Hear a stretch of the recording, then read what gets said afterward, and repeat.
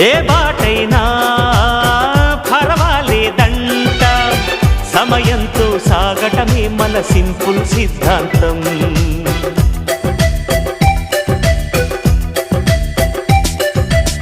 చిరుగాలికి పరిమళమిచ్చే సిరిమల్లెల వనమై ఉందాం, గగనాన్ని నేలను కలిపే హరివిల్లుల బంతెన అవుదాం. ఆనందం అంటే అర్థం మనమందా, ప్రతి పూట పాటై సాగే హుషారు సరిగమలో.